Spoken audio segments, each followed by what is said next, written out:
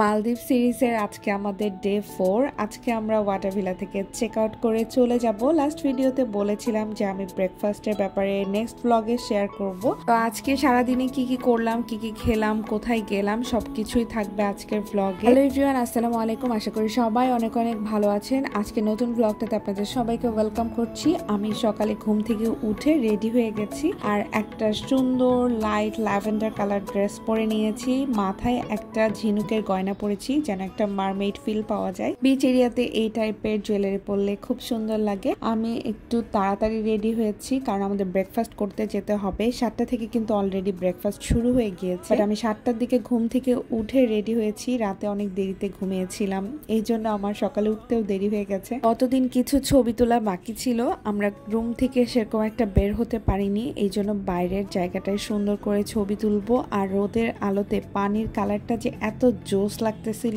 মানে এখানে মনে হচ্ছিল অনেকক্ষণ বসে থাকি, বাট একদমই সময় ছিল না আমাদের কাছে। খুবই তাড়াতাড়ি করে কিছু ভিডিওস নিয়ে নিলাম আর ছবি তুলে নিলাম। আর আমার এই প্রিটি ড্রেসটা একদম বাগডুম থেকে না, যদিও এটা স্টক আউট হয়ে গেছে। তারপরে আমি আর সৌরভ দিলাম একটা দৌড়, মানে তাড়াহুড়া করে চলে গেলাম কারণ ব্রেকফাস্টের টাইম এইদিকে চলে যাচ্ছে। 9:30 পর্যন্ত ব্রেকফাস্ট। তো আমরা ওখানে যেতে যেতেই 9টা বাজে। আমি কিছুই খুঁজে পাচ্ছিলাম না, মানে কোন দিক থেকে শুরু করব, কোথা থেকে খাবার নিব, কি নিব, এর মধ্যে কোথায় ভিডিও ফুটেজ নেব সেটাও ঠিক মতো হলো না। এসে দেখি অনেকগুলো খাবারের আইটেম ছিল, প্রায় 120টার মতো আইটেম ছিল। ফার্স্টে তো ঘুরে ঘুরে দেখতে অনেক সময় লাগে, সবগুলোর সেকশন আলাদা আলাদা ছিল। যেমন এখানে শুধু ফ্রুটস এর একটা রুম ছিল, এখানে অনেক ফ্রুটস, তারপরে জুস আছে। আমি প্রথমে ঘুরে ঘুরে দেখছিলাম। এখানে হচ্ছে লাইভ কিচেন, আর মজার ব্যাপার হচ্ছে এই কিচেনে যে শেফ ছিল তিনি ছিল বাঙালি। ওনার বাড়ি কুমিল্লা, উনি 23 বছর ধরে এই 5 স্টার হোটেলের শেফ। তো ওনার সাথে কথা বলে ভালো লাগলো। তারপর আমাদেরকে উনি অনেক মজার একটা চিজ অমলেট বানিয়ে দিয়েছে, এবং আমি যখন ওয়াফেল নিতে যাই উনি আমাকে বললো যে না, আমি ফ্রেশলি বেক করে দিই, তাহলে আপনি বেশি মজা পাবেন।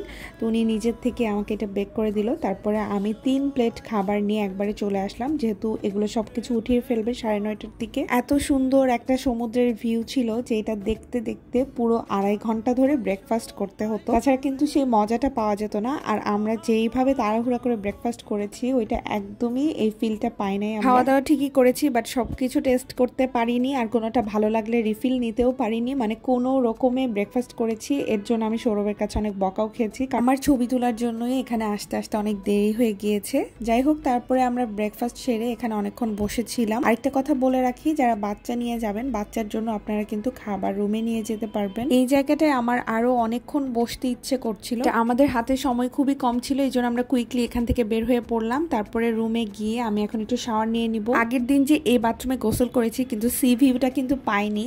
এইখানে যে পুরো দরজাটা ওপেন করলে সি দেখা যাবে, এই জিনিসটা বুঝি নাই, এই কারণে এটার ফিলটা আরো অন্যরকম। এই জন্য পুরো দরজাটা ওপেন করে এখানে একটু ছবি তুললাম, তারপরে গোসল করে নিলাম। তারপর সৌরভ বললো যে ও একটু সমুদ্রে নামতে চাচ্ছে।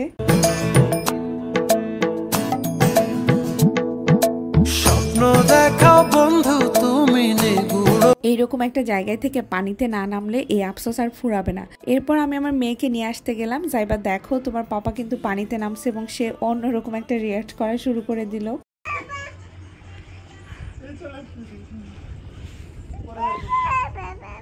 এর মধ্যে কিন্তু আমাদেরকে কল করতে চলে এসেছে, কারণ আমাদের চেক আউটের টাইম একদম হয়ে গেছে আমাদের বের হওয়ার জন্য। আর একটা বাগি পাঠিয়ে দিয়েছে আমাদের ব্যাগগুলো দেওয়ার জন্য। তখন আমার লাগেজ একদম রেডি ছিল না, আমি বাবুকে খাওয়াচ্ছিলাম। তাড়াহুড়া করে ব্যাগ রেডি করে পাঠিয়ে দিলাম। এই সময়টা আমার এত খারাপ লাগতেছিল, আমার মনে হচ্ছে এখান থেকে বের হতে ইচ্ছে করতেছিল না, আমার আরো একদিন থাকতে ইচ্ছে করতেছিল এখানে। মনে হচ্ছিল যে আস্তে আস্তে যাওয়ার সময় হয়ে গেল। আর এইদিকে আমার বাচ্চা তো এক এক রকম নাখরা করতেছিল, এক এক সময়। বাচ্চাদের তো এইসব ভীমরতি লেগেই থাকে, কিভাবে যে সময়টা পার হয়ে গেল সত্যি বুঝতে পারিনি।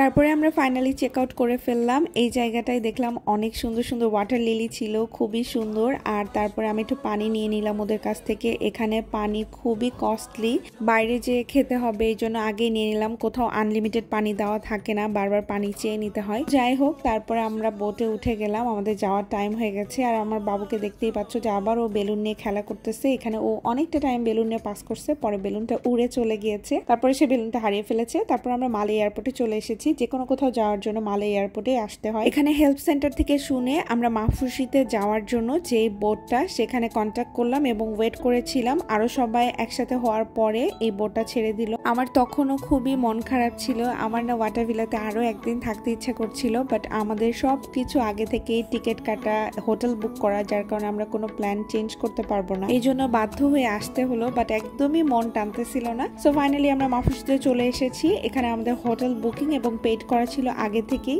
এই হোটেল থেকে আমাদের পিক করার জন্য একটা বাগি পাঠিয়ে দেওয়া হয়েছিল। তারা খুবই কোঅপারেটিভ ছিল। আর যাওয়ার সময় এই পাখিগুলো দেখে গাড়িটা আস্তে আস্তে চালাচ্ছিল। আমার বাবু পাখিগুলো দেখে খুব মজা পাচ্ছিল। এই জন্য সময়টাতে খুবই রোদ গরম ছিল, আমরা একদম টায়ার্ড হয়ে গিয়েছিলাম, এক্সস্টেড অবস্থায় আমরা হোটেলে চলে আসি। সো উনি আমাদেরকে অপশন দেয় যে হোটেলটা দেখার জন্য, এবং ওনাদেরই আরেকটা নতুন হোটেল আছে সেইটাও দেখার জন্য। সবগুলো রুম দেখার পরে আমরা যেটা সিলেক্ট করব উনি সেটাই আমাদেরকে দিবে। আমরা রুম দেখার জন্য চলে আসলাম এবং উনি বলল যে ওই পাশে আরো একটা রুম আছে যেটার সাথে বেলকনি আছে। আর আমরা যেই টাকা দিয়ে বুকিং করেছিলাম, মানে ৬,০০০ টাকা, আর এই বেলকনির জন্য আমাদেরকে পে করতে হবে ৭,০০০ টাকা। উনি ৭,৫০০ টাকা চাচ্ছিল, পরে আমি অনেক রিকোয়েস্ট করার পরে উনি হচ্ছে ৭,০০০ টাকায় রাজি হয়। এই বেলকনির ভিউটা অর্থিত, অনেক সুন্দর একটা ভিউ ছিল বেলকনি থেকে। আর আমার যেহেতু বেবি ছিল, ও যেন এখানে যেতে পারে, এই কারণে আমরা বেলকনি নিয়েছি।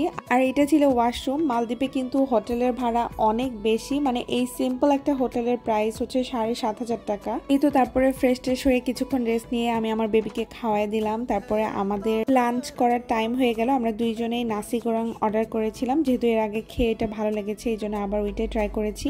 তারপরে আমি সিম্পলি রেডি হয়ে গিয়েছি, কোনো শ্যুট করার টাইম পাইনি, এবং কিছু জিনিসপত্র নিয়েছি যেন বিচে যেয়ে বসে থেকে এনজয় করতে পারি। রাইবা কিন্তু এই পাখিটা দেখে খুব ভয় পাচ্ছিল, কারণ এই পাখিটা অনেক জোরে জোরে চিৎকার করে। বাবুর বিকিনি সেট পরে কোনো ছবি তোলা হয়নি। আমি তো জানতাম যে আমরা বিচ ভিলায় থাকবো, এই কারণে কিন্তু আমি ওই ড্রেসটা রেখে দিয়েছিলাম ওখানে পরার জন্য, বাট ওখানে যেহেতু বিচে নামা হয়নি, তো আজকে বিকালে আমরা বিচে যেই টাইমটাতে থাকবো তখন আর কিছু ফটোশুট করব। ওই ড্রেসগুলো আমি সাথে করে নিয়ে নিয়েছি। আর আমি যেন সানলাইট থাকতেই যেতে পারি, এই জন্য আমরা লাঞ্চ করে তাড়াতাড়ি বের হয়ে গিয়েছি। এখানে অনেক টাইপের বোট আছে, বিভিন্ন অ্যাক্টিভিটির জন্য বুথ টাইপের আছে। তো আপনারা চাইলে এখানে যে এগুলোতে ছবি তুলতে পারেন বা স্পিড বোটে করে ঘুরতে পারেন। এরকম আমাদের সাথে যেহেতু বেবি ছিল আমরা সেগুলো দেখি নাই। আমাদের হোটেল থেকে বিচ কিন্তু বেশ খানিকটা হাঁটতে হতো।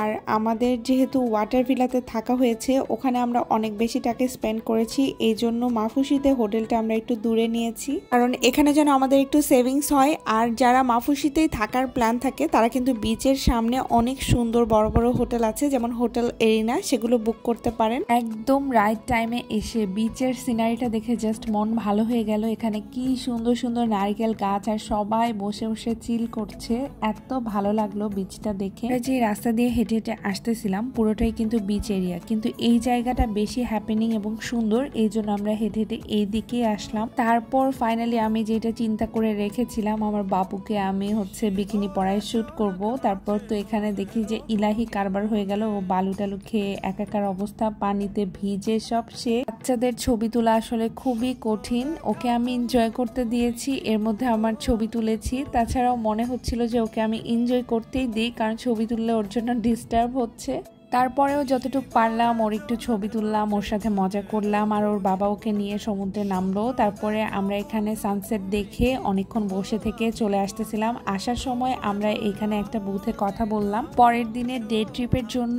এরপর আমরা ডিনার কোথায় করব সেটা খুঁজতেছিলাম। এই রেস্টুরেন্টটা আমার মোটামুটি ভালোই লেগেছে। সৌরভ নাকি এখানে বুকিং করতে চেয়েছিল, বাট এটা বুকিং করেনি। যাই হোক, এটা ডেকোরেশনটা খুব সুন্দর ছিল আর এত সুন্দর লাইটিং ছিল, তো আমি ওকে বললাম যে এখানে আমরা খেতে আসবো কিনা। আমরা একটু মেনু চেক আউট করতেছিলাম যে কোথায় খাবো রাতে। যেহেতু ডিনারের জন্য তখন অনেক টাইম ছিল, এই জন্য আমরা হোটেলে ব্যাক করি এবং বেশ খানিকটা সময় ওখানে রেস্ট নিয়ে তারপরে আসি। হোটেল থেকে একদমই কাছে একটা রেস্টুরেন্টে বসি, তখন আসলে দূরে কোথাও যেতে এনার্জি হচ্ছিল না। এরপরে আমরা ওদের দেশের একটা ট্র্যাডিশনাল খাবার ট্রাই করি, এটা নাম কি অ্যাকচুয়ালি আমি ভুলে গেছি। এটা হচ্ছে রুটি দিয়ে বানানো। রুটি বানিয়ে এটাকে ছোট ছোট করে কেটে এটাকে মশলা দিয়ে ভুনা করে। এটা টেস্টটা ভালোই ছিল, বাট পরিমাণে একটু বেশি ছিল, আমি পুরোটা শেষ করতে পারিনি। আর এখানকার সৌরভের যে ফুডটা ছিল এটাও শেষ করতে পারে নাই। এরপর লাইভ মিউজিক শুনে আমরা পাশের রেস্টুরেন্টে চলে গেলাম গান শুনতে।